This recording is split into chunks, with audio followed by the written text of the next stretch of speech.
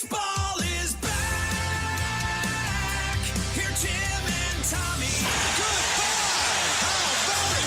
Live. They got a plan. Spring training live. Baseball is back. First pitch swinging, sent deep out into center field. Back it goes. And this one is gone. The Brewers' 2026 championship season is underway at Maryvale, Arizona. And a nice diving play by Ortiz at short. The best part of the job is seeing guys believe in themselves. You know, when you see a young player come up and they've built like a habitual way of getting better, that's just a great feeling, man. It's time for Spring Training Live, powered by the Potawatomi Sportsbook, with the franchise Tim Allen and Tommy Wirtz on the Wisconsin Sports Radio Network.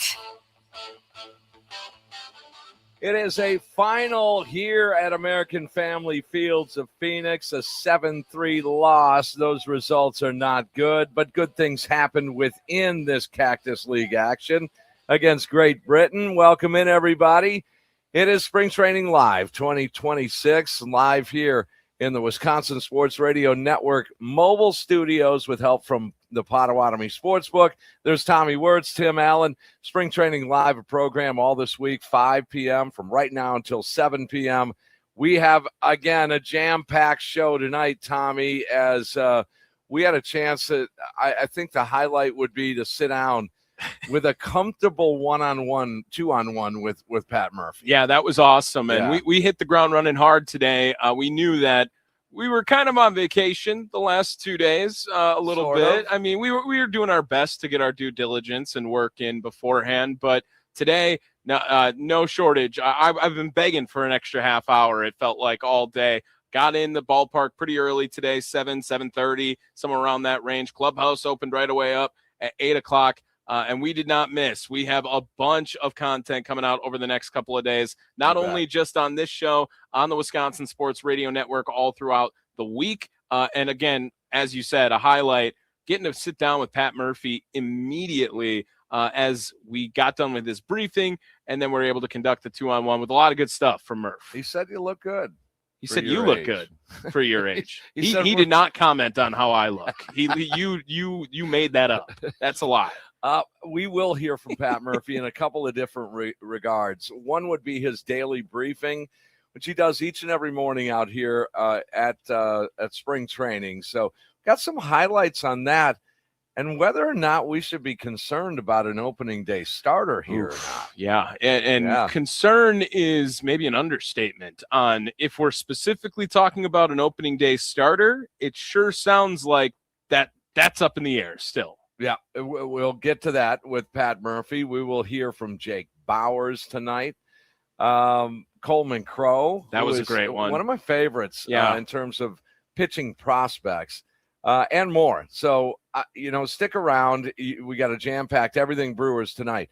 Now, today, however, we did see the debut of Jacob Mizorowski, and all in all, not bad. He threw 38 pitches through 2 innings on his ledger. Allowed an earned run, gave up a couple of hits, 1 walk, however, 5 strikeouts. Yeah. And we'll take that. Again, 38 pitches, 24 for strikes. Well, and it was very Jacob Mizorowski-esque that we saw last season, right? It was a blue hit that kind of kept him in an inning longer than he needed to be. He had a walk in there. The control was a little dicey in the first, but 5 strikeouts. The heater, first pitch of spring was 100 miles an hour for Jacob Mizorowski. The velo, a little bit on the downside for the rest of them, the slider specifically. But when asked about it as well, he wasn't too concerned. No, and we'll get to his comments just in a little bit. Other highlights here would be Aaron Ashby, got a couple of innings of work in, did allow a run.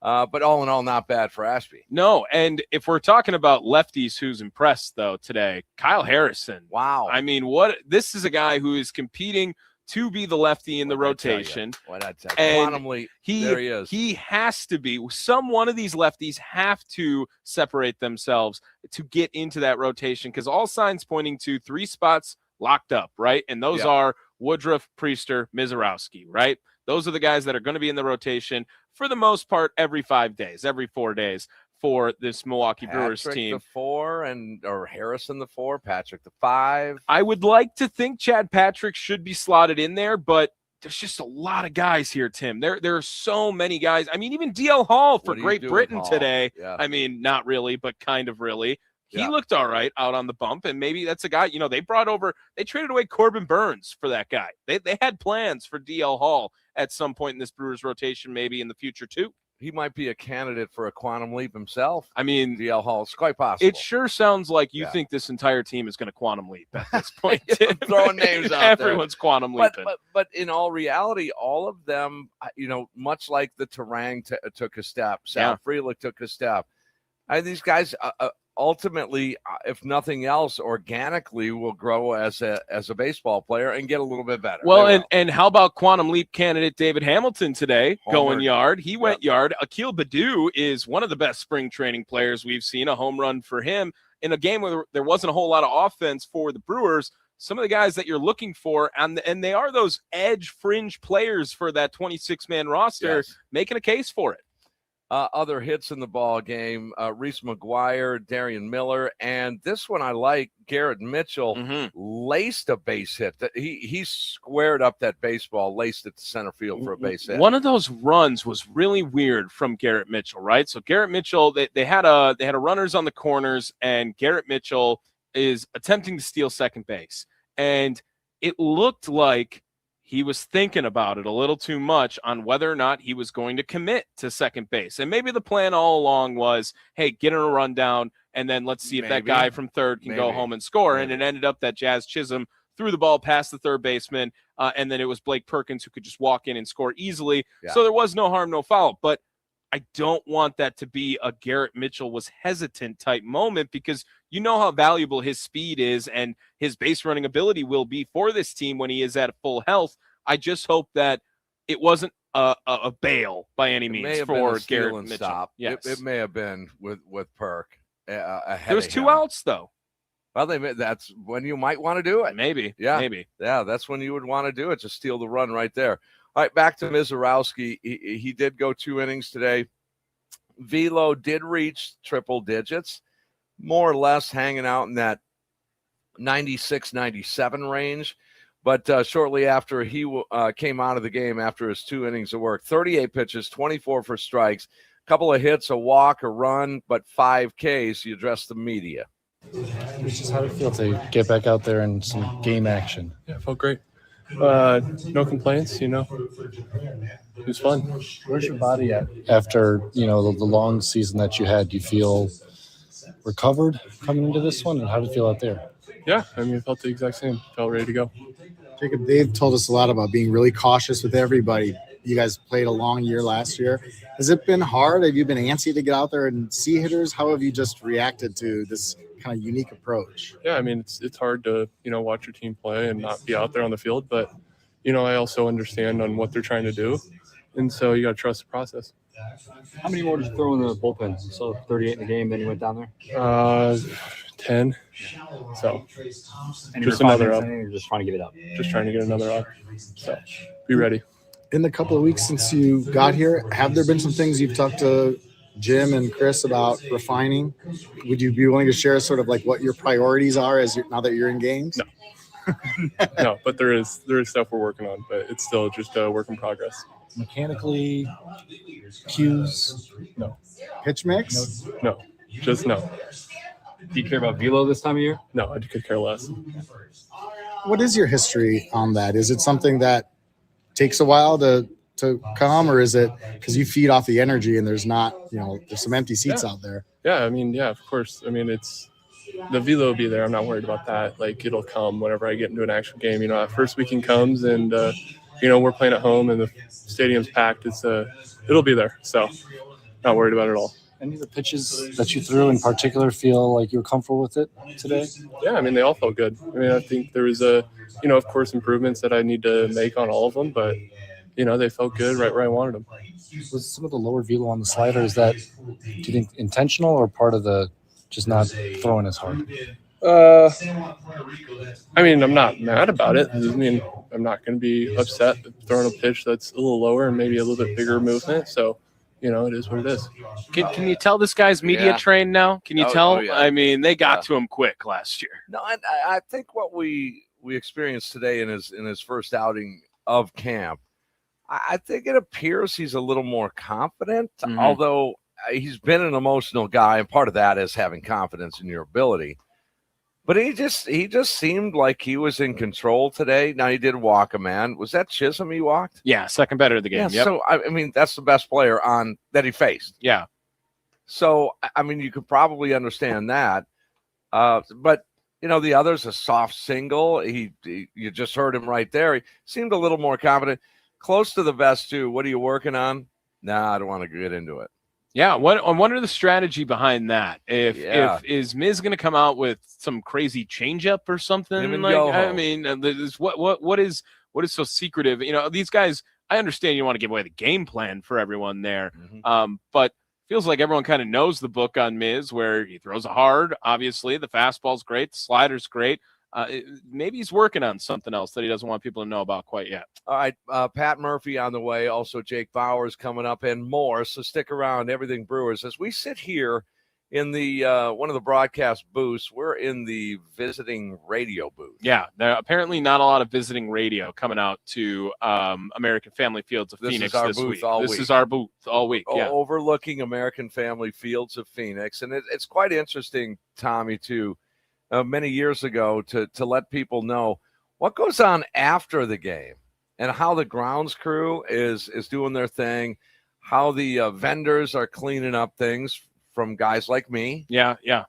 Tim actually sat in that section. I can see where Tim sat based on all the garbage just being left out over there. Yeah. But the one thing that you will notice if you've ever been out here or if you're coming out here, you will notice the friendly nature. Now, I don't want to say it's not like the rest of the parks in Cactus League in the Phoenix metro area, but it's one thing I've noticed here over the years at American Family Fields of Phoenix is that these attendants, the workers, you can't get any nicer. Yeah, and we've been dealing with a lot of them all throughout the day, going in and out of gates where we were going around, and everyone, couldn't have been nicer and helping us out.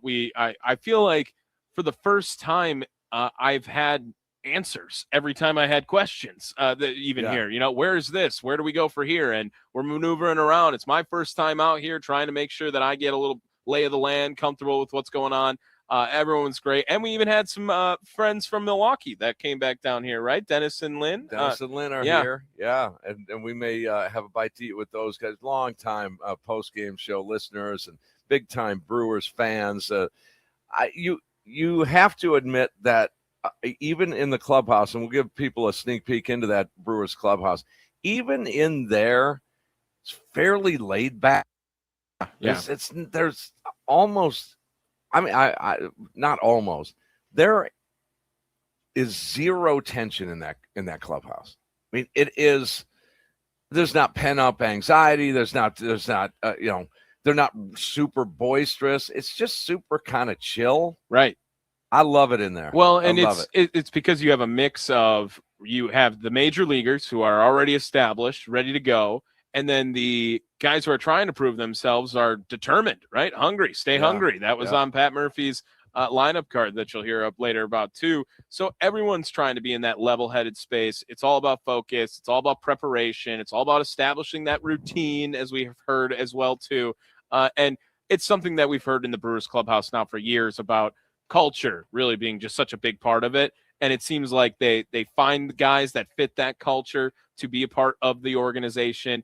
And ultimately, that's what determines the clubhouse. And also what determines bringing those players to you guys through our radio speakers or our phones, or in this case, our computers and video. Hey there. Great to see you. Do you like that? Do you like the video aspect? No, I don't. But part of that is it being up to the player to agree to do that. Yeah. Nothing compels them to talk to Tim and Tommy. But I think we ended up with 7 or 8 interviews that we got today. Not one person turned us down. Not one person turned us down. That was the part of it that was really crazy. And obviously there's rules of making sure the guys are dressed and making sure that they're not sitting and eating during that time. But if they're just at their locker, everyone more than willing to give some time, regardless of their status. We talked to guys that are trying to make the big league club. We talked to guys that are going to be on this big league club. Everyone willing to give 5 to 10 minutes. It was great today. It really is. And you're going to hear some of these interviews throughout the week.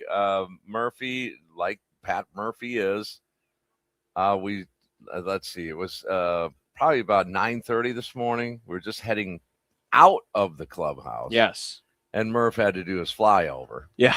Yeah. He found me. He finds you. You were the first person he said hello to, I think, in the clubhouse this morning, because he was not in the clubhouse until he said hi to you. It's almost like, you're not getting away. I see you. Yeah. I see you. Mm-hmm. You may not see me, but I see you. Yeah, it was Murphy he has a honing missile for you at some point. It feels like just super, super nice. And really, there's some things that are off the record, I guess, if you will. And I'm not big into that journalistic side of what we do. I'm into the fan side of what we do. But, there are times where I wish I could convey some of this stuff. But, we have to adhere to this thing that's called privacy. And we can't. I mean, I think I got in trouble one year for saying there was a bet that Giovanni Gallardo won. I think the statute of limitations may have run out. Okay. All right. But he was running around the clubhouse waving money. Yeah. Saying, I'm rich. Not because of his contract. Because of a bet. Because of a bet. Well, that's funny you bring that up, and I know we're a Brewers show, but I remember the same dilemma when Randall Cobb was talking about drop passes on the Mason Crosby show, and talking about how gift cards would happen for drop passes. And the NFL caught wind. It was like, whoa. So I get the privacy, the statute. But now we just incriminated 2 people on the show. It was probably a game of dominoes at that time. They were really into dominoes at that middle table. So, but there's certain things that we can't bring to you. We're going to bring everything we can to you. Yeah, we'll make that promise. A lot coming up. More on the Murphy briefing, talking about ramping up pitchers, which is something you've been concerned about this year, Tim, about slow ramping up into their opening day. Going to be a massive question in the next segment. Coleman Crow coming up later on in the program. Murphy one-on-one at 6:00. If you need to if you need to leave, you got to get back to your radio by 6:00, because we got to sit down with Pat Murphy, just us two talking to him. And of course, Jake Bauers is going to be batting cleanup for us today. There's a difference between some of the Murphy sound you're going to hear. On the other side, we'll hear parts from his morning briefing. And this is a daily morning thing that he addresses the media. And it's, just the state of the state, if you will, each day. It can spin off into bigger macro level questions, which it did. It always does. It feels like with Murph. It does. It does. And it expands. But as Tommy said, at 6:00, it's just Tommy and I at talking to Pat Murph, and it's really kind of a chilled out conversation. I think you'll like it. I hope you like it. So that's all part of Spring Training Live in the Wisconsin Sports Radio Network mobile studios, powered by the Potawatomi Sportsbook. Stick around. It's everything Brewers Spring Training Live. Tim and Tommy here in Arizona.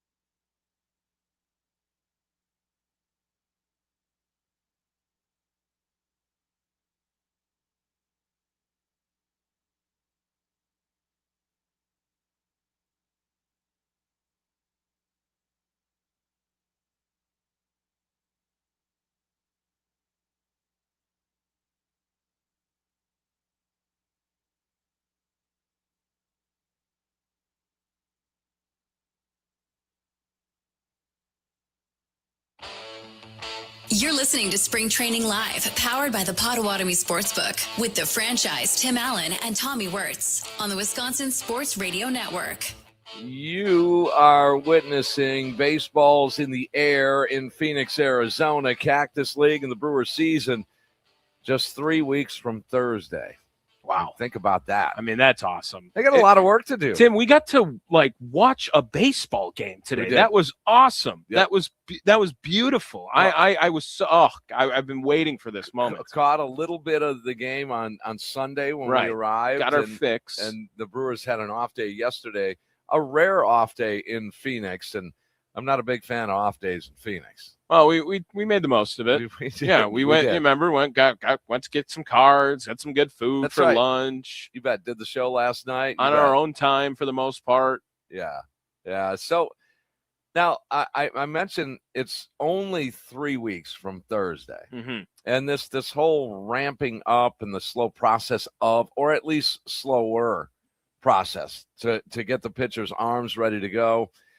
I was a little puzzled by that at first, and then I thought, well, it sort of makes sense. It does.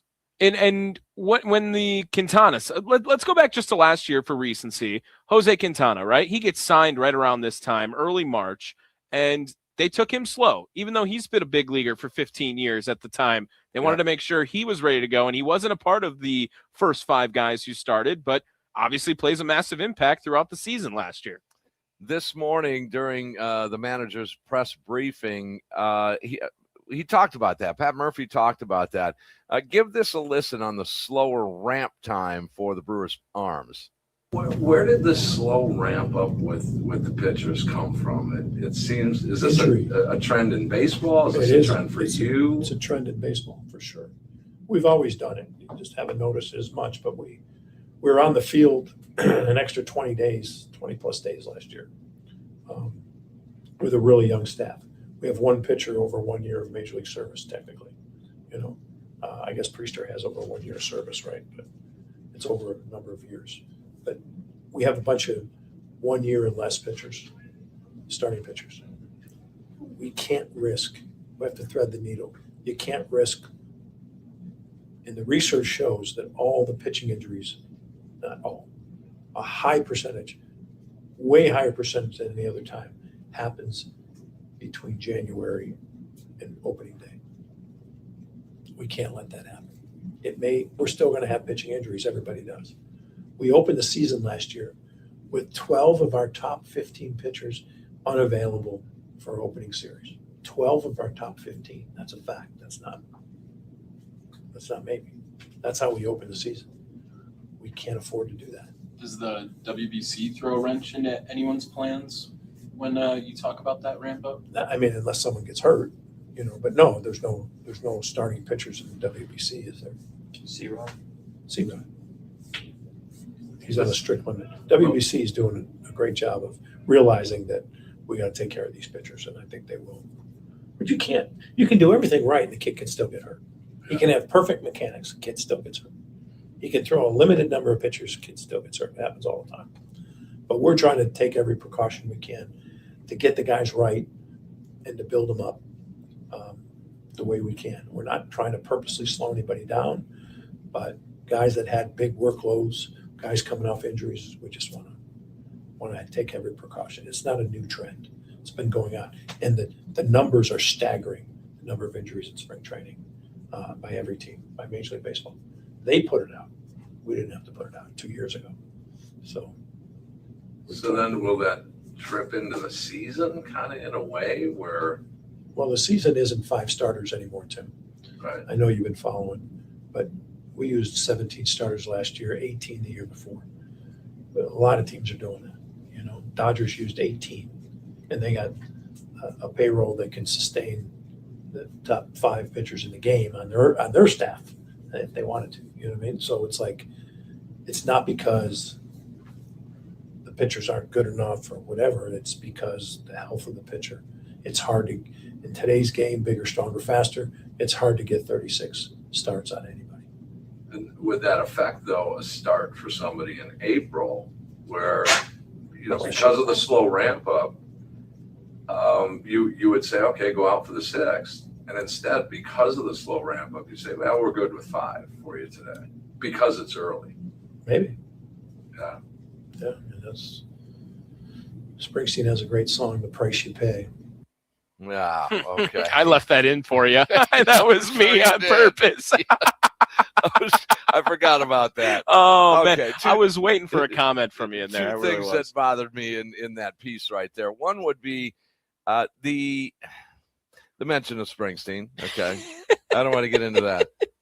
But the other would be it's not a new trend in baseball. Right. Which is define new, right? Because I have a fun stat for you here that would contradict this. 2011 Brewers, right? One of the best teams in franchise history. They win a bunch of games. They make it to the NLCS. That one of those teams that will always be remembered. Yeah. They had 6 starting pitchers that year. Can you name them? It Can you can remember? be done. It's Gallardo, it's Greinke, Markham, Wolf, Narvis, and Parra. That's it. Those are the only 6 guys who made a start all year for that team.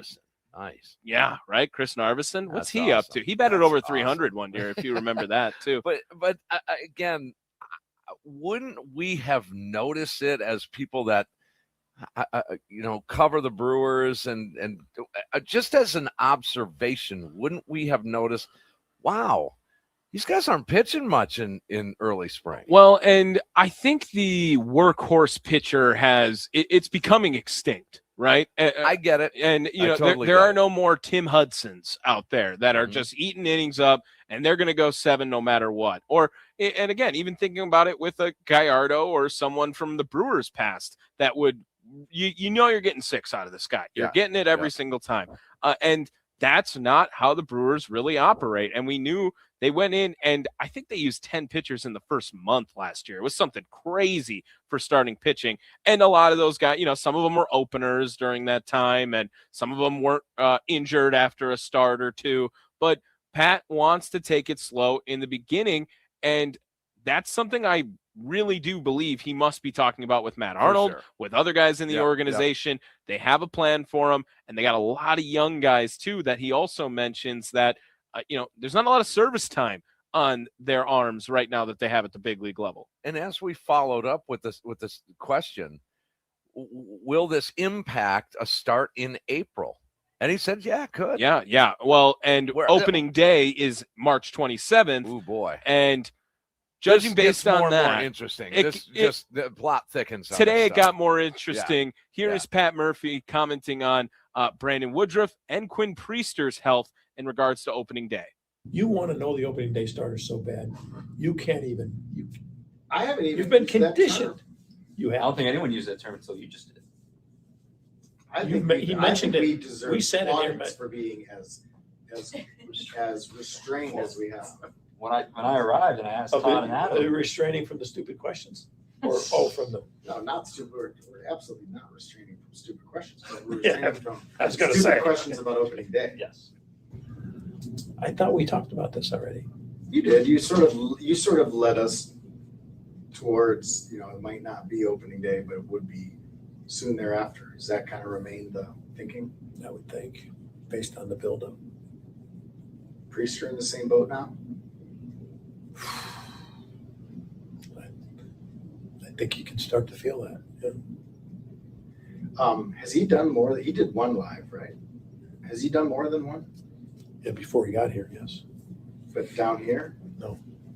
Just did the one right the day after Woody? No, I think he did 2. Okay. 2 lives when he was here. And then he did some before he got here. We're just monitoring everything and want to make sure that his buildup is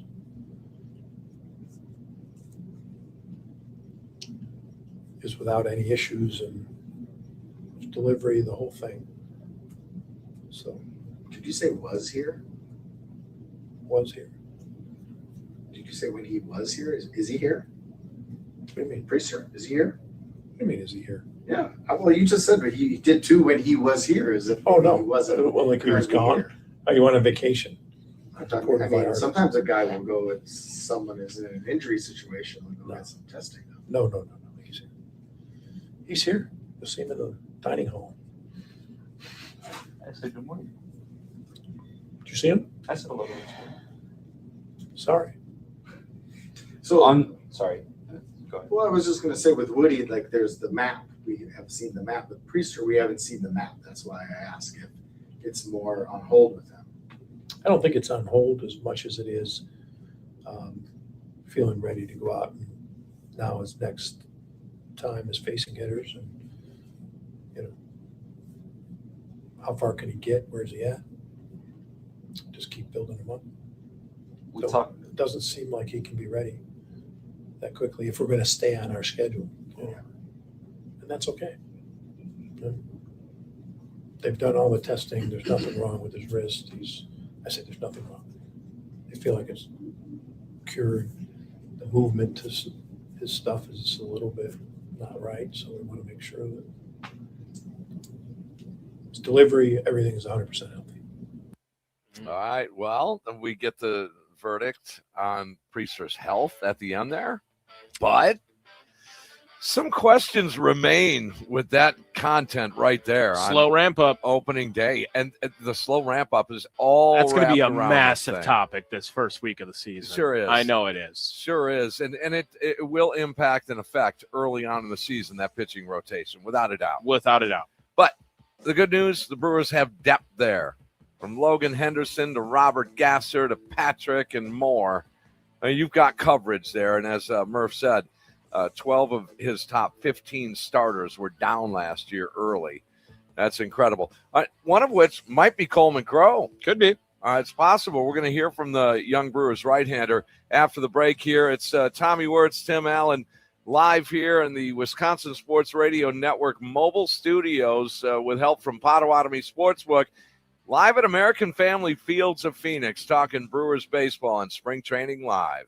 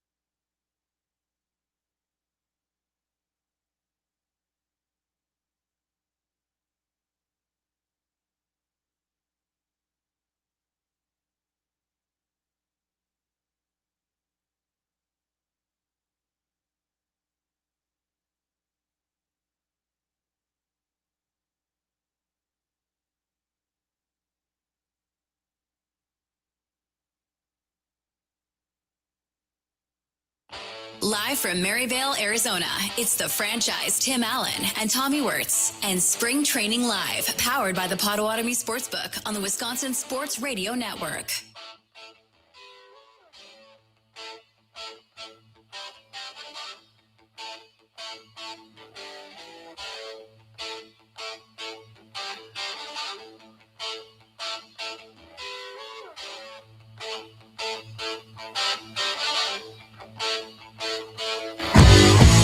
How we doing, folks? This is Charlie Houston back in the studios at the Wisconsin Sports Radio Network, having some sound difficulties with the guys over at down there in Arizona. Here we have Brewers pitcher Coleman Crow could potentially be a part of the starting rotation for this Brewers team at some point this upcoming season. Here is Coleman Crow with Tim Allen and Tommy Wirtz on Spring Training live from the Potawatomi Sportsbook mobile studio. Tim Allen, Tommy Wirtz, American Family Fields of Phoenix. It's Spring Training Live 2026 in the Brewers clubhouse. With Brewers, not, don't be offended by this, Brewer prospect. Is that okay to say, Coleman? I guess you can call it that. That'll work. Okay, that'll work. But you're looking, I mean, you look at these teams, how many pitchers they go through in a campaign. You're going to be here soon, I'm guessing. 100%. Yeah, I mean, I'm excited about this season. I feel like I put myself in a good spot to, be here from just what I did last year and, just excited to compete. What's kind of the arsenal looking like this year? You've been working on anything new? A lot of people excited to get you up in the big leagues as soon as possible. What are some things that fans who maybe don't know Coleman Crow yet can learn a thing or two about what you like to do when you're on the mound? Yeah, primarily four-seam, curveball, cutter, especially last year. And then we kind of talked going into this offseason, trying to develop a little bit of a two-seam, have something moving right, because pretty much everything my arsenal moves left or straight. So kind of making hitters respect both sides, both planes of movement.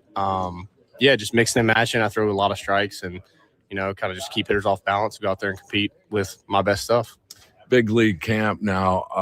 Have you had the obvious interaction with Chris Hook? And he's been known in these parts as a pitching guru. He's been something special. 100%. Yeah. Just for the last couple of weeks. I mean, we've talked quite a few times and I've learned a ton just in the last few weeks from him, from a sequencing standpoint, how to set guys up, how my stuff plays at the best level, like where to throw it, when to throw it. But yeah, he's been great. We had Jake on earlier talking about the ABS system from a hitter's side point of view. I want to know what it's like as a pitcher with that out there. Are you comfortable with it? You a fan of it? Is it something that you're excited that your catchers get to do now? What's just your takes on it so far over the last couple of years with ABS? Yeah, honestly, I don't mind it. I think it's a good thing.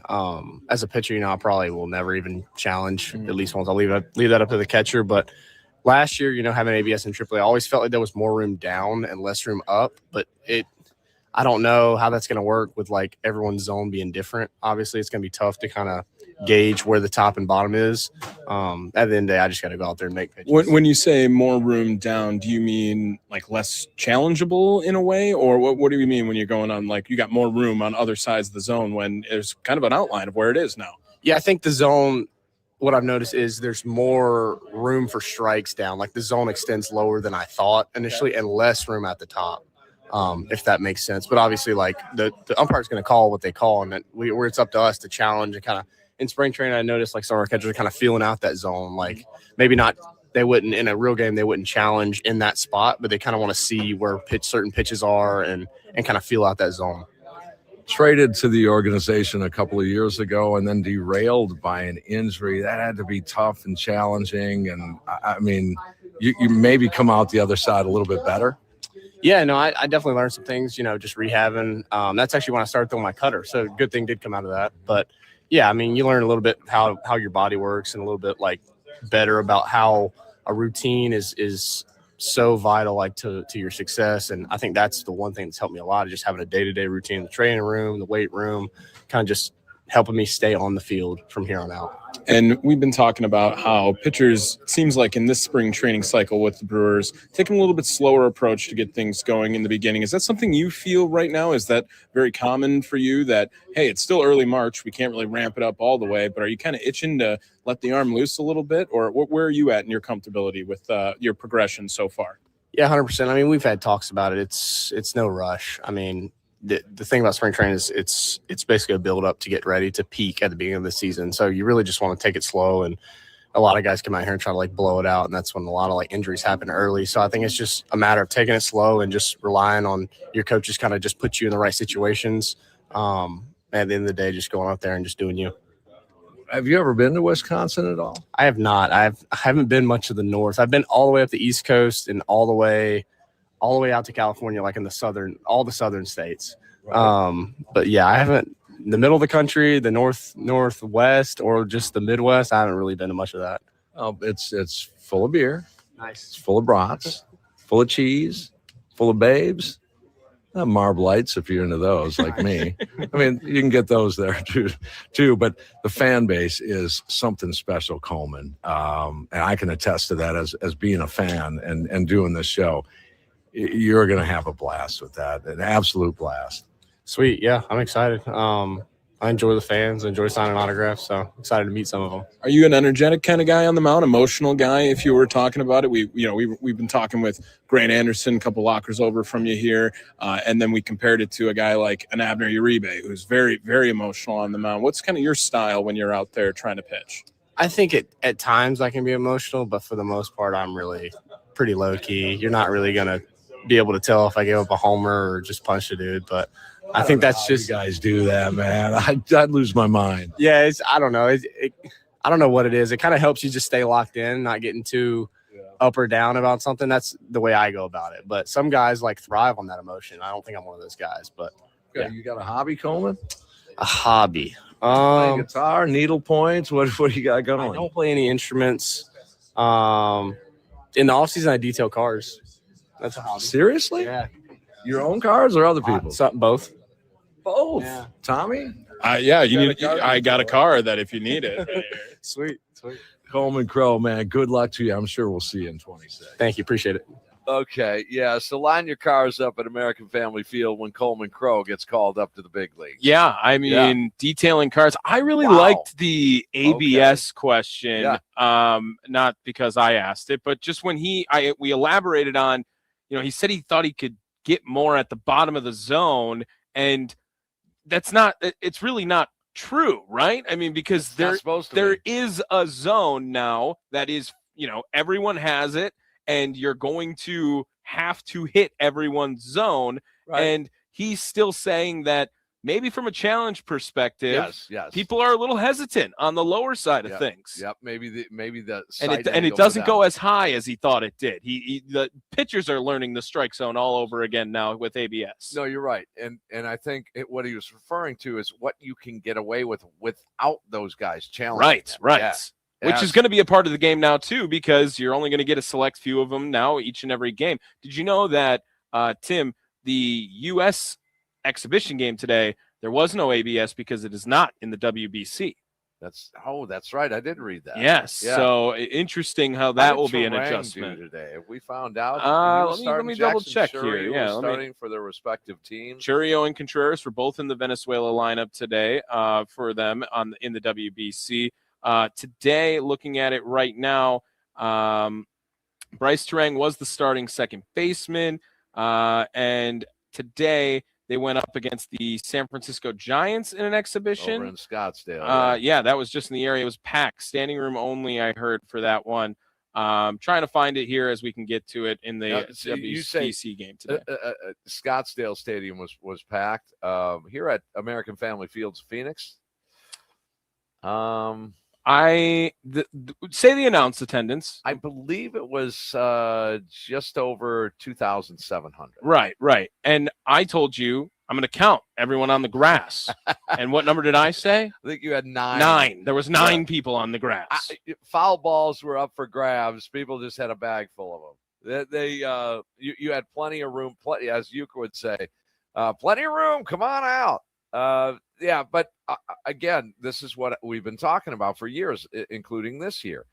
If there's a way to get closer to a baseball team, someone would have to show me, because it's right here at Cactus League play. Yeah, you are as close as you're ever going to get to these players. It's awesome. I saw someone standing on the grass and their arms on the wall, like just leaning up against, like in the outfield, just so casual to be on top, just watching a baseball game on the wall from the grass. It's so awesome. It's so cool at American Family Fields of Phoenix. Next hour, we did touch base with Coleman Crow, who is their 27th ranked prospect? Yeah, just dropped today. MLB Pipeline's top 30 prospects for the Milwaukee Brewers. Coleman Crow was at 27. The top 10, most of the guys that we know. Remember. Yeah, and there was a big drop off for Mike Bovey, was not ranked in there inside the top 30.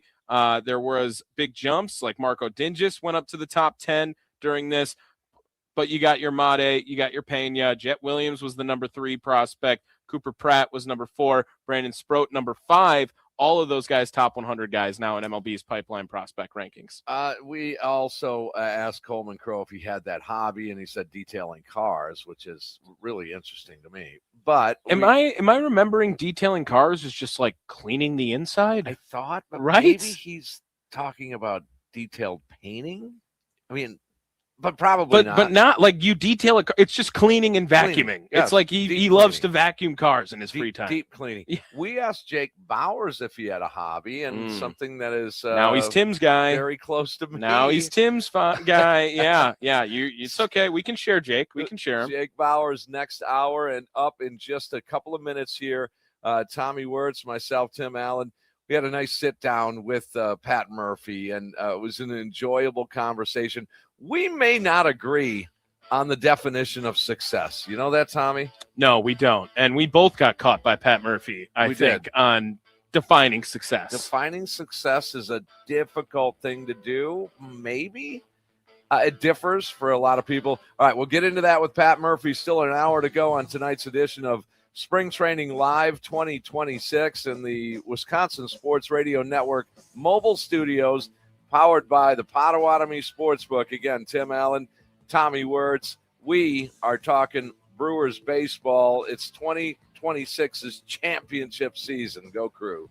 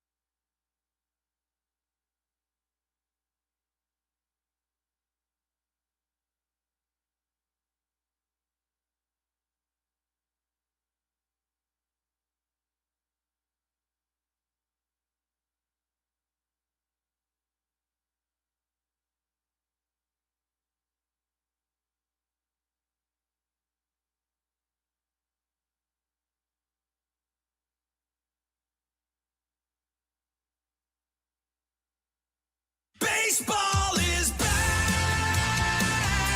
Here Tim and Tommy. Goodbye. They've got a plan. Spring training live. Baseball is back.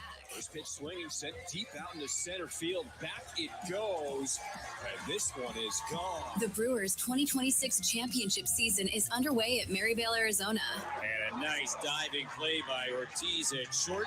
The best part of the job is seeing guys believe in themselves. You know, when you see a young player come up and they've built like a habitual way of getting better. God, that's just a great feeling, man. It's time for Spring Training Live, powered by the Potawatomi Sportsbook, with the franchise Tim Allen and Tommy Wirtz on the Wisconsin Sports Radio Network.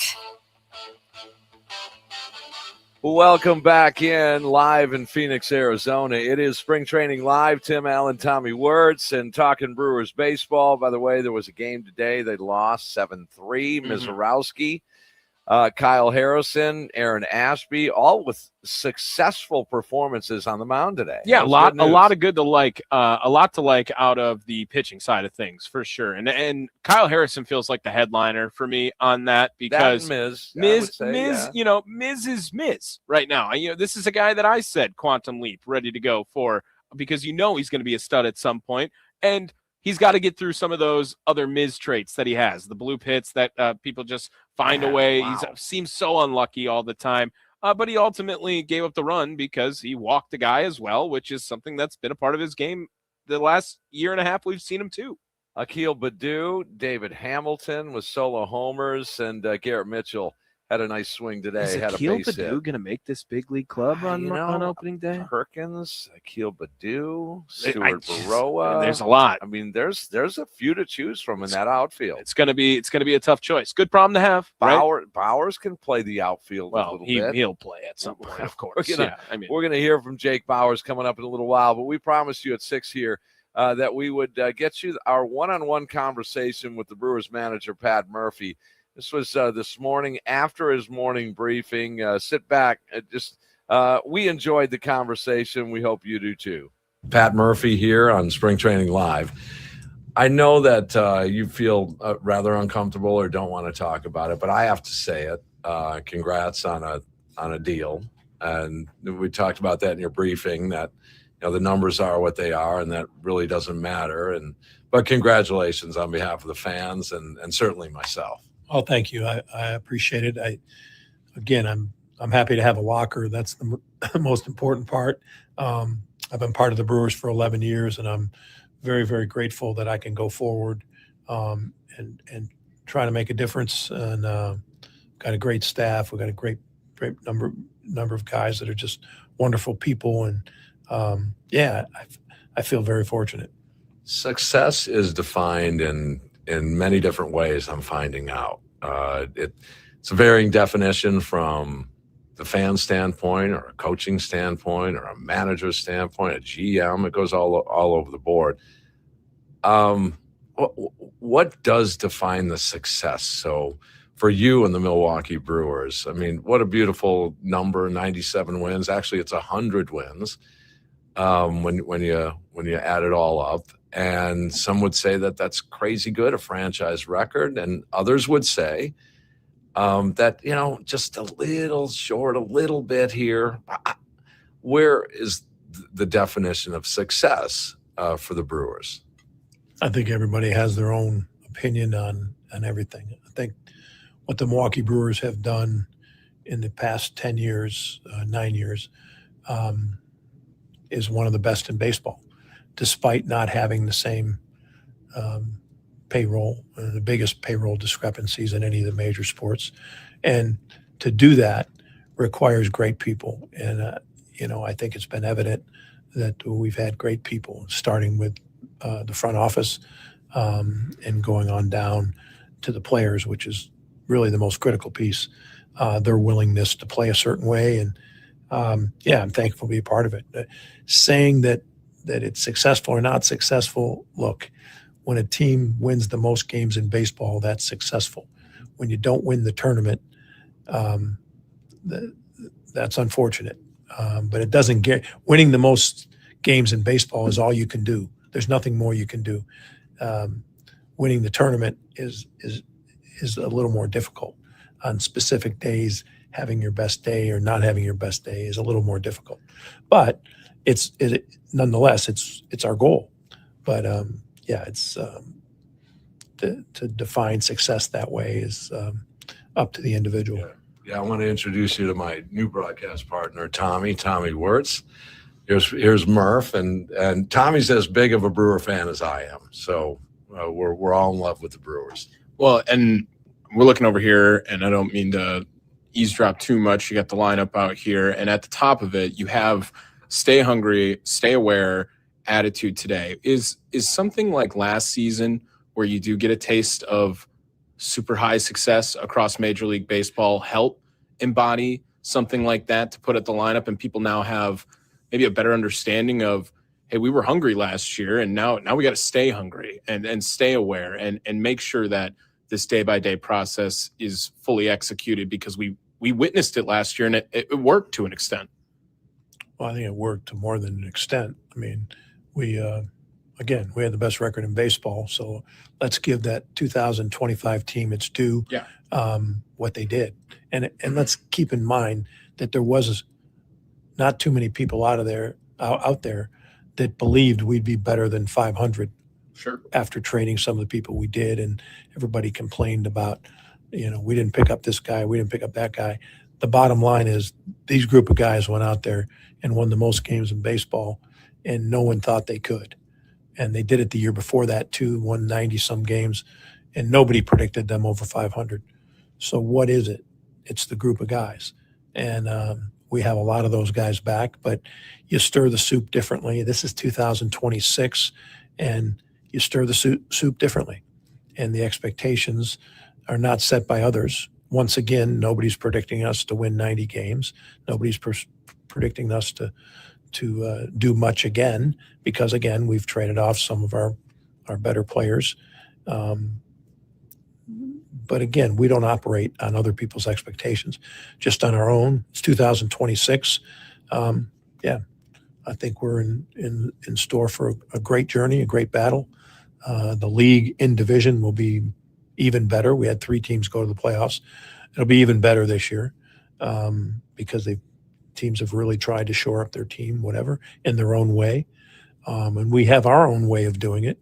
And I look forward to it. I look forward to the challenge. Well, and the challenge is it's tough to stay hungry when you're full. I mean, you have to keep that hunger in there.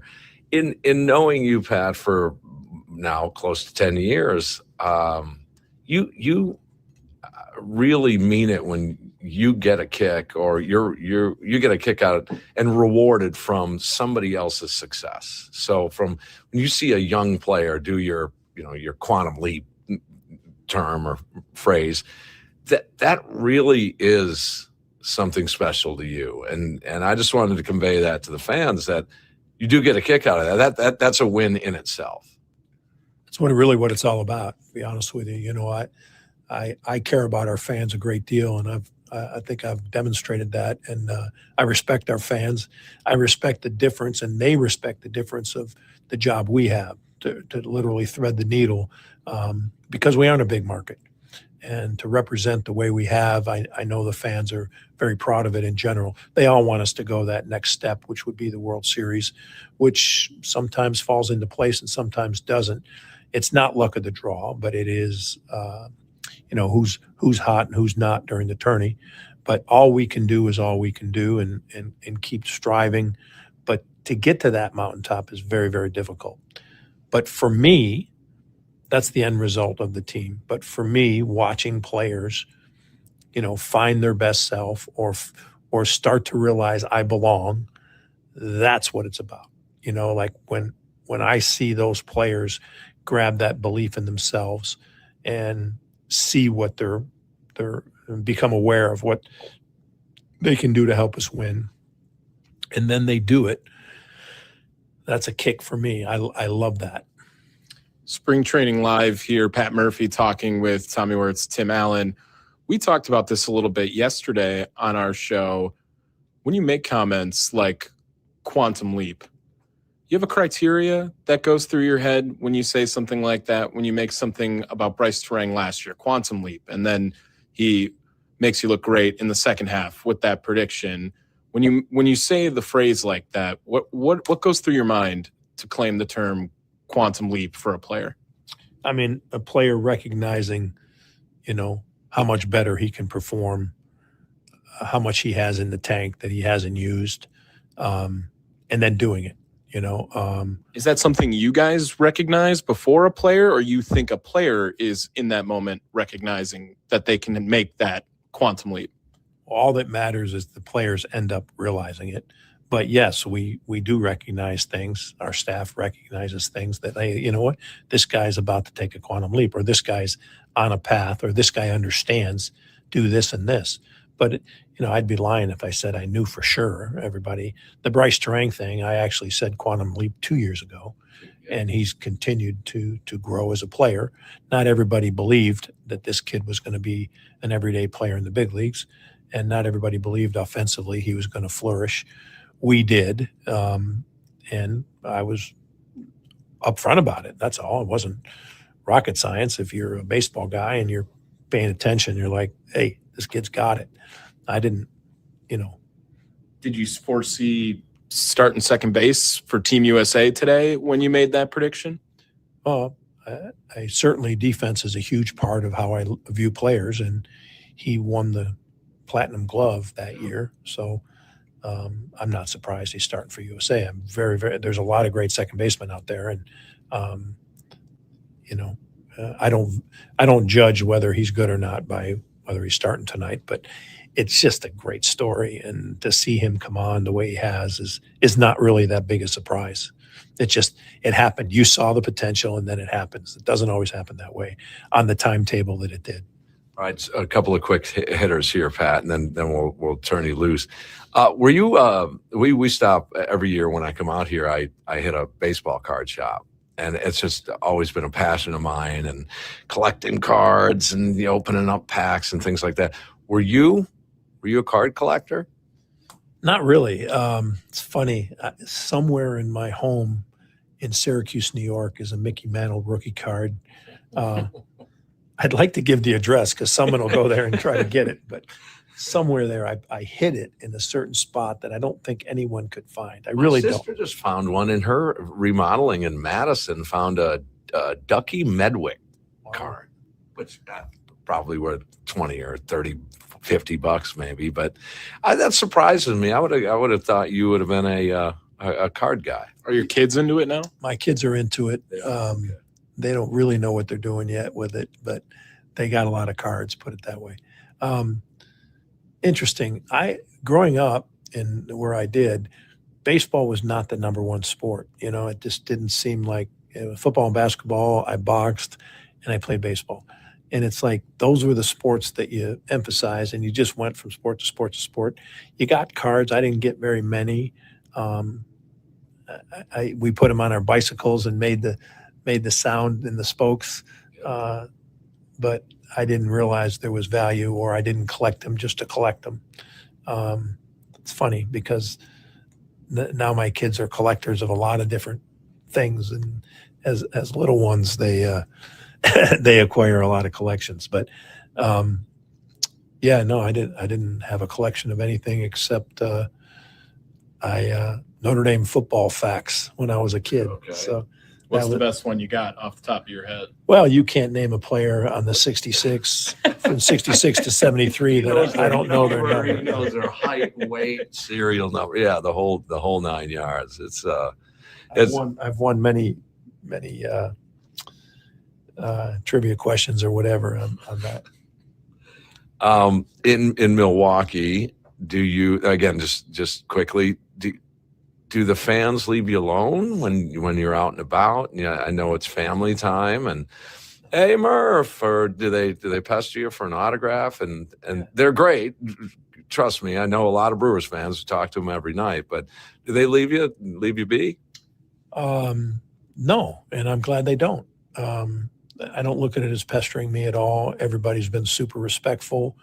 They've been respectful to my kids, and I don't mind at all. Who am I that when if I represent your team currently, that I can't say hello or sign an autograph or take a picture. I love it, to be quite honest with you. I don't get tired of it. I don't. Is it more? Yeah, it's more. Is it always easy for my kids when I'm at a baseball game and I have to sign and take pictures for 15 minutes? But so what? I look at that as part of the job and part of the responsibility. So I'm going to continue to do that. They never pester me. So final thing, how do you get, Tommy, how does he come up with these words? These you get like once a month you come up with the word. I love the conviction. You know that. I love the conviction. And I think it's actually quite a good philosophy.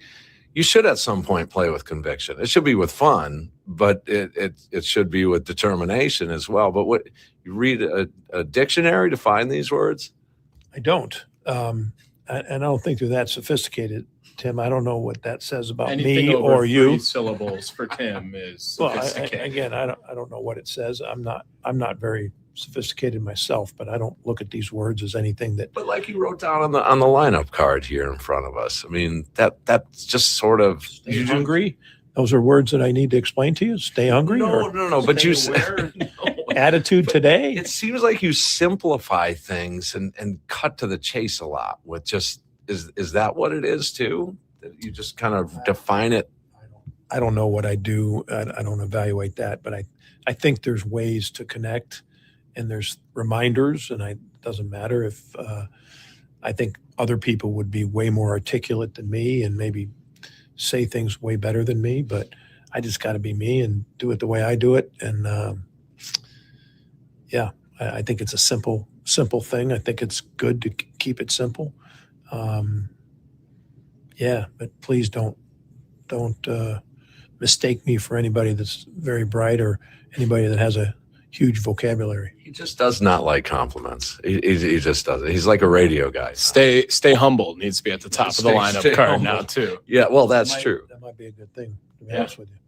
Pat, good luck here in the 26th championship season. Yeah. Thanks so much. There he is, Pat Murphy, this morning talking with Tommy and myself about a lot of different things. Yeah. One of which, I think there are different definitions of success, and we've been round and round, and you have too, Tommy. I mean, you've been doing this long enough to talk to callers and read the text lines and emails and things like that. I've heard that the Brewers suck because they can't, get to a World Series. Well, they don't suck.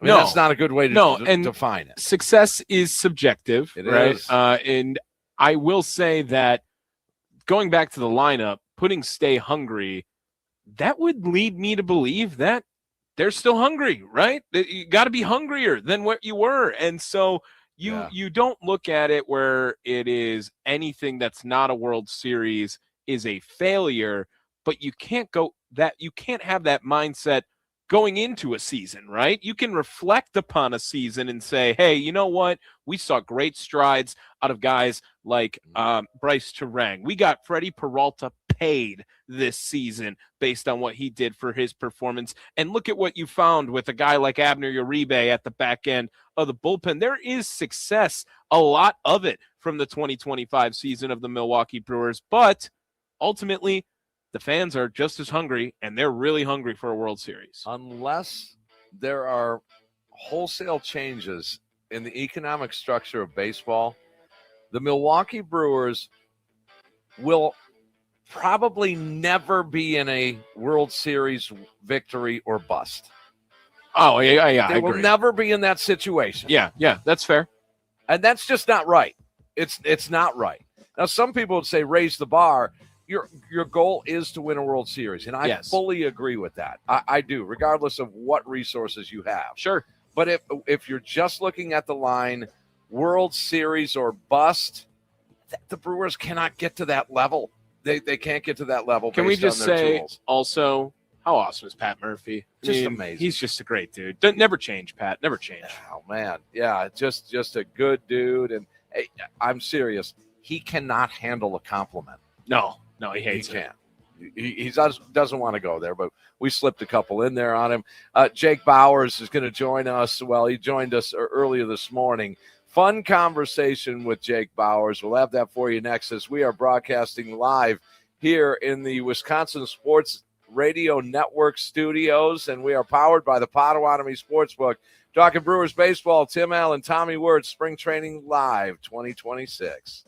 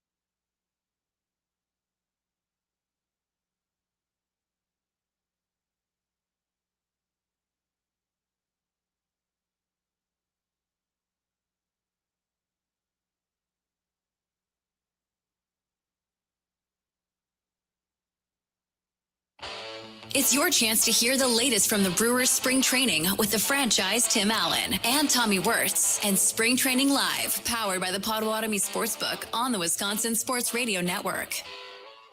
Been a few changes here if you're just getting into Brewers baseball for the campaign here coming up a little over 3 weeks from right now.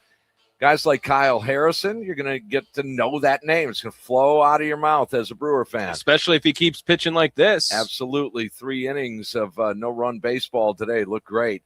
Now, there's one that still I have to really concentrate on, Shane Drowan.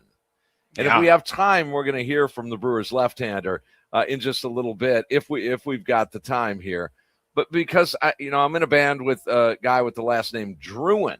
Mm-hmm. So I keep wanting to go to Druin because that's what I know. So Shane Drowan. And when you say Druin, I think of Spaceballs. Druidia. Right. Yeah, right. Yeah, we could call him that, too. Shane Druidia. All right, Jake Bauers. Everyone knows Jake Bauers, a guy that's been known to have a little clutch in him, a guy that's very important to the 2026 season. And how much he plays, it's going to be interesting. Not a straight platoon, according to Pat Murphy. According to Jake Bauers, didn't he say that? Or no, am I mistaken? That was Murphy. Yeah, that was Murph. Okay, not a straight platoon, but if you keep hitting the baseball like you did late last year, it's going to be tough to keep him out of the lineup. We had a conversation in the Brewers clubhouse this morning with Jake Bauers. Tim Allen, Tommy Wirtz, Brewers clubhouse at American Family Fields of Phoenix with Jake Bauers. Jake, good morning. Good morning. How are we? Everything good? Oh, everything's great. Yeah. How about you guys? More important, how you are. Now, we had you on a few weeks ago. That's right. We got to ask this guy to control himself. Someone's got to like you, right? Yeah, someone out there. Yeah, for sure. Okay. All right. How are things going? Everything healthy? Yeah. Everything's feeling great. Body's feeling good. I feel pretty in shape, so ready to go. Okay, I was talking with Ryan Braun years ago, and over the years he had said, my goodness, spring training, it just grinds. And it just, he was to the philosophy where it was, give me 20, 25 at-bats, I'm good. Where do you sit on that? Yeah, for sure. I mean, once it gets to a point where your body's feeling good and you feel acclimated to the workload, anything beyond that just can feel like a grind, for sure. Yeah, a little bit of Groundhog's Day, playing games that don't really matter, but also at the end of the day, like, we're here to get ready, and so you take the time that you do have to maximize that. And Jake Bauers joining us here on the Wisconsin Sports Radio Network. Jake, you showed off the last couple of years, a lot of flexibility wherever you want to go on the field, wherever the team needs you. When you're looking at spring right now, do you experiment a little more on comfortability at whether it's first base or in the outfield or wherever they decide to put you? I don't know about experimenting. I think it's a time to sharpen the focus on what my in-season work is going to look like. How many days do I feel like I need to take ground balls? How many days do I feel like I need to get in the outfield? And so really just trying to kind of refine that process so that when, the end of March hits, I'm ready to go and I have a plan moving forward. And so what does that look like with the preparation in spring specifically? Are you telling, Murph and the guys that, hey, I'm feeling better out there today if you need me, or it's just a crapshoot on whenever they call upon you, you got to be ready to go? Yeah, I think you said it. It's whatever they need me to do whenever they need me to do it, and just making sure I'm prepared for it. Okay, so the man to my left, to your right, is in love with you. And so we came up with a few things. How about the Jake Bauer hour on the air? Did you do that? Hey, if the money's good enough, I'll do whatever you guys want me to do. What about a morning show, Wake and Jake? Oh, I like that one. Yeah. I like that one, yeah. Are you a musician in any way? Do you musical instrument? What's your hobby? I did purchase a guitar when I got out here. Sweet. When? Probably beginning of February-ish.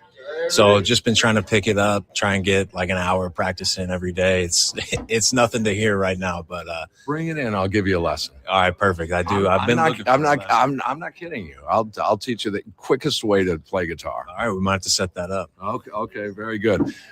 Now you had mentioned for games that don't matter here in Cactus League. I, as a fan, Jake, I still want to flip and win. I mean, I know it's Cactus League. Sure. I want that TV for you guys. Yeah. Yeah, no doubt. I mean, it's like a light lead doesn't matter. Obviously you're still playing to win. You're still trying to, I keep saying sharpen that focus, but that's really what it's for. So day one is going to look a lot different than the last game of spring. But that being said, I mean, the ultimate goal is to feel like you're ready to go for the season and be healthy. How has adjusting and the strategy behind ABS played a role in this spring? You guys had it last year, so you knew what it was about a little bit, but we've seen a lot more usage of it.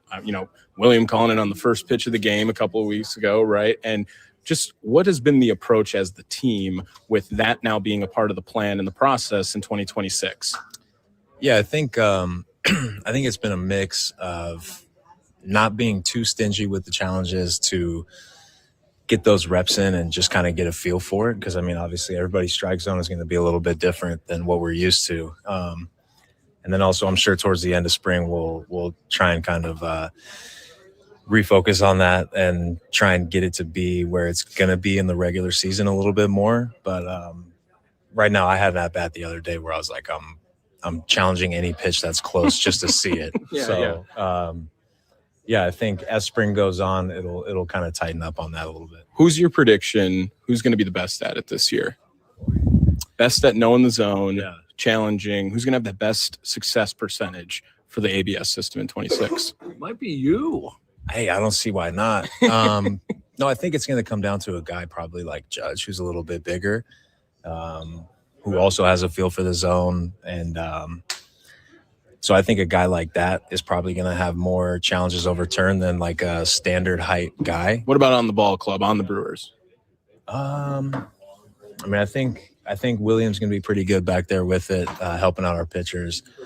And then on the hitting side, I think we're a team that kind of prides ourselves on knowing the strike zone and swinging at the right pitches. So I think it's going to be up and down the lineup. It's going to be a benefit to us. No, I'm not kidding. It might be you. I mean, how many times you go 0-2 to 3-2 throughout a season? Yeah. It's been impressive. Yeah, appreciate it. No, I mean, just try not to be an easy out. 0-2 is a tough spot to be. So the focus kind of shifts from hitting something hard to how can I just grind this at bat out and get back to a better spot. Yeah, for sure. All right. So the media, how have they accepted you in Milwaukee here? I know you were in a bigger market, but all told, I think my experience has been there's a little bit of trust there, but there's also some guarded nature. How has the media been to you, TV and radio and print? Yeah, no, everybody's been great here.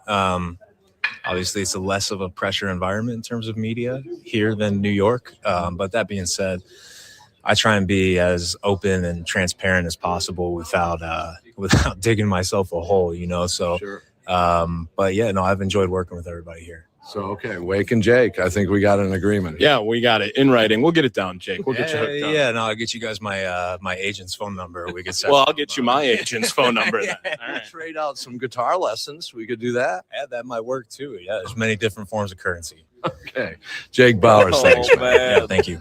Having some fun with Jake Bauers right there. We're trying to cut a deal here, man. Jake. If Jake Bauers gets the morning show at some point, I'm gone, Tim. I'm leaving you. I am That's Wake and Jake. Oh, that's a perfect Come on. show. Come on. I'm out. No doubt.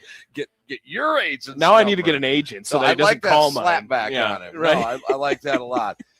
Shane Drowan, a Brewers left-hander, one of the latest member of that Brewers pitching staff. We're going to catch some comments from him as we move along here. Spring Training Live 2026 in the Wisconsin Sports Radio Network mobile studios, powered by the Potawatomi Sportsbook.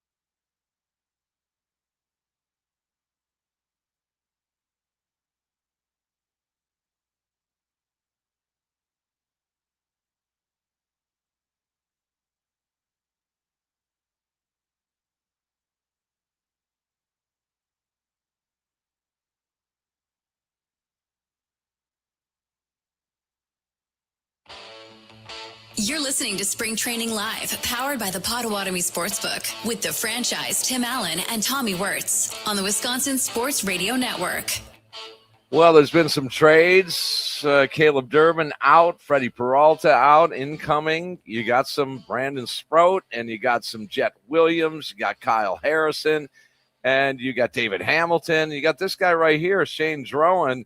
We had an opportunity this morning to catch up with the Brewers' newly acquired left-hander. Tim Allen, Tommy Wirtz, Spring Training Live 2026 with one of the new members of the Milwaukee Brewers, Shane Drowan, the left-hander, is here with us. Shane, how are you, man? I'm doing well. How about yourself? More important, how you are. Everything healthy? Yeah, everything's healthy. Everything's feeling good. All right, this whole thing about taking pitchers slower a little bit, is that consistent with what you want to do? I mean, you probably want to impress being one of the new guys.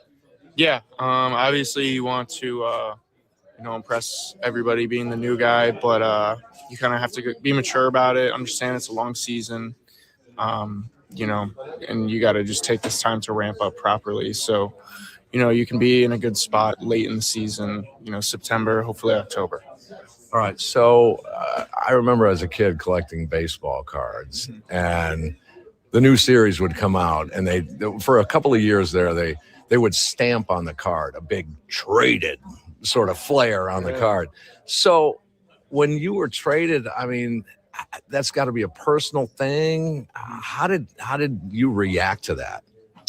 I was honestly just really excited. I was already in Fort Myers at spring training with Boston. I was actually in the middle of the physical day. So I was kind of like going through the training room and stuff, meeting with different doctors, going through their little checkpoints. And the pitching coach actually walked in and was just like, "Hey, you finished with this?" And I was like, "No, I got a couple more stations." He's like, "Okay, well, we need to talk to you right now." And I was like, all right. So I was like, I'm either getting traded or this is the fastest someone's ever been optioned to a minor league camp. Right. But yeah, so then I walked in and they kind of just told me, we made a trade, all that stuff. But excitement. I was just excited. It's a fresh start, new people, new system. So, and I mean, the Brewers have had so much success with pitchers. It's something you can't ignore. Even me, somebody who's not super dialed in across the league and paying attention to everything.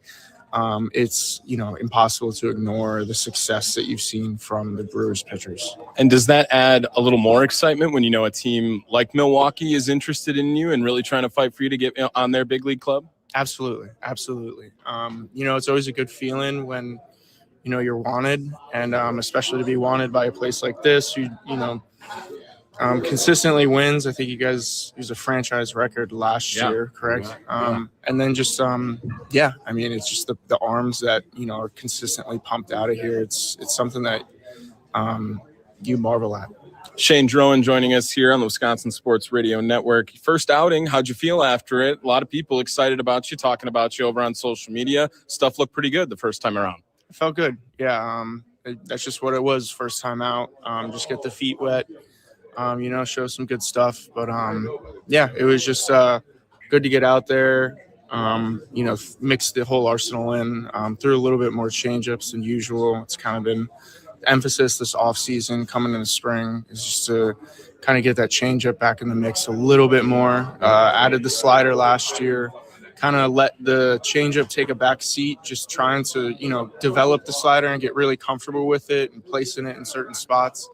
I felt like I did that last year, and coming into this year, it was just getting that changeup back into it, especially versus righties. I think it's a really good pitch versus the right-handed hitters. Starter or reliever? Where do you want to be? I'm gonna guess starter. Yeah, I've always started. That's just been my whole life in high school, college, and in pro ball. It's where I'm comfortable, but I'm not set in stone there. If, these guys come to me and they're like, "Hey, we think we want you to come out of the pen," and I'm open to that. I want to pitch in the big leagues. The title of my job, doesn't really matter. I don't think I've earned really any right to kind of argue what my title should be, right? Good man. Right. So whatever they want me to do, whether it's throw the first pitch of the game for however many pitches they want, or just throw 6th, 7th, 8th, whatever they need. I'm ready to go. Have you ever been to Wisconsin? Been to Milwaukee? I have not. I have not had the pleasure to be there yet, so I'm excited. Oh, I think you're gonna love it. Have you heard anything about it? No, I haven't. Nothing. Okay, I know it beer? can get cold, but yeah. Beer, Really cold for brats, me. cheese, Brewers, Packers. You a football fan? I am not a Packers guy, but big football. Dolphins. Dolphins. Yep. Even worse. Tommy. Yeah, Dolphins. Well, Shane, good luck this year. And if there's one thing you're really working on, I know you brought up the changeup, but if it's something that you want to see that Shane Drowan did in 2026, what are you looking for? I would say I'd really like to cut down the walk rate. I think I did a good job last year, especially against lefties. But I think the right-handers, I walked a little bit too many. I think I'd really like to see that come down. I think that just starts with the fastball command, and then throwing everything in the zone, throwing the pitches out of the zone when I really want to.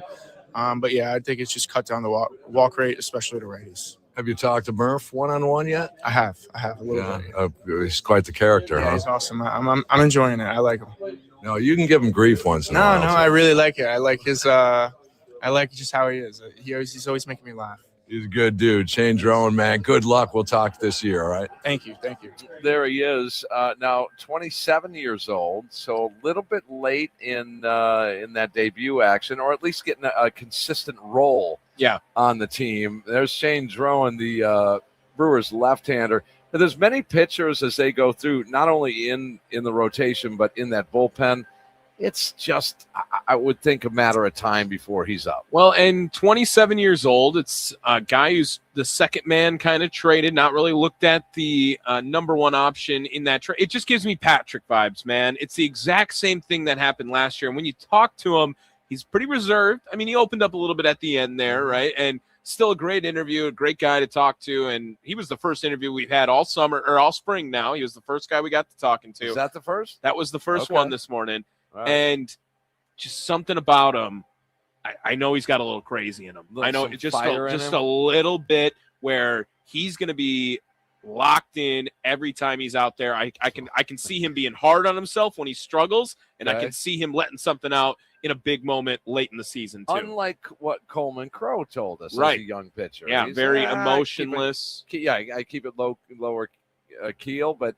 Yeah, you might be right in your read on Drowan. I just see it. I can feel something is a little hidden in there, and who better than Chris Hook and Jim Henderson to try to get him out of it, and their resume could continue to grow of what they've done in big league pitching. And I can't wait for the emotion of the Brewers' 26 championship season from the fan standpoint as well. And that is the other thing to remember, that us fans, not only players, but us fans handle this team or our emotional status connected to the team in different ways.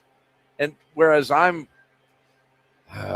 fist pumping and in the third inning of game 2, okay, I should show a little more patience in it, but to celebrate a Vaughn 3-run home run, 6 games into the season, I can't. It's something I can't control. Well, and we always just want to be excited about the Brewers when talking about Milwaukee Brewers baseball. But I find myself this year, and this could totally be thrown out in the second inning of game 1, that last year really just changed my perspective on it so much more, where it just looked so terrible for 4 games to start the year. And not that it looked bleak, it looked over. It looked over after 4 games. When you give up 20 runs to the Yankees right away and 11 the very next day, I think that this year we got to give the team a month, right? You got to give them a month to figure things out, see what's going on. Yeah. Caleb Durbin wasn't even starting open. It was Vinny Caprali done. We're going to keep saying that, right? So let things work itself out. And it feels like the Brewers are going to do the same thing, as you missed it earlier in the show if you're just joining us now, like talking about that opening day lineup and ramping up pitching, getting into a groove right now in March and leading that up into April and the beginning of the season.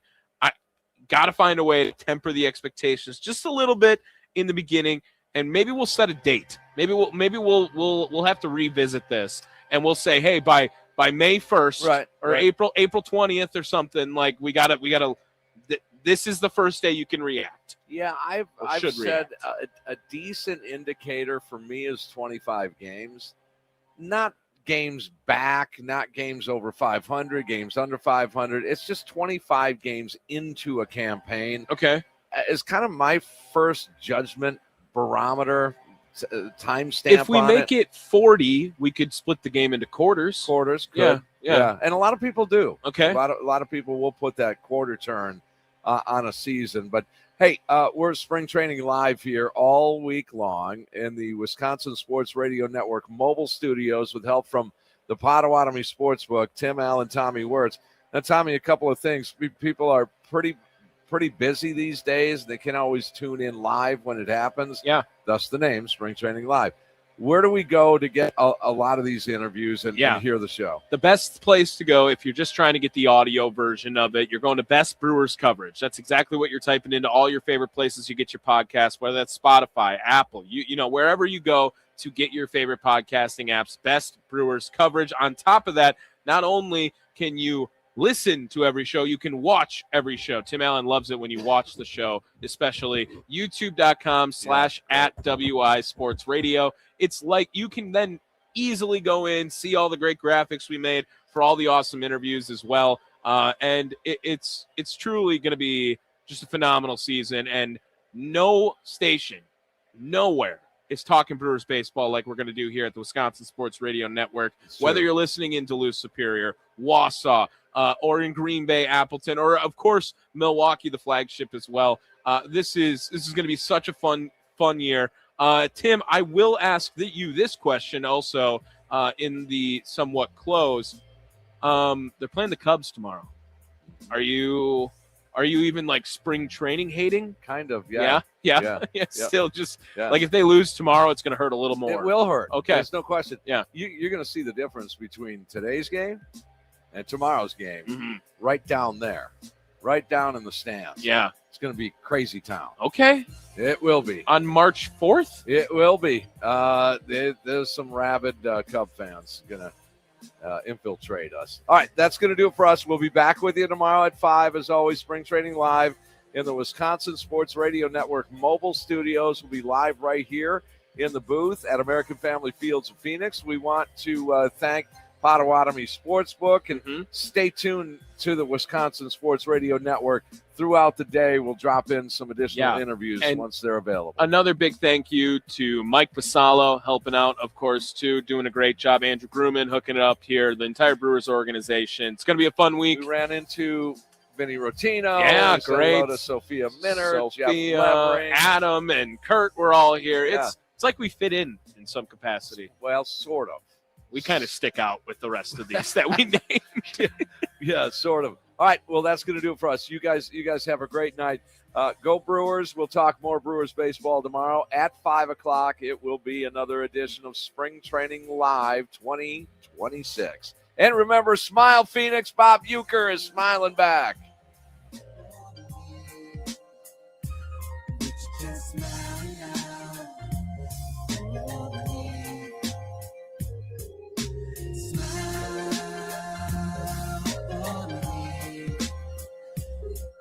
Just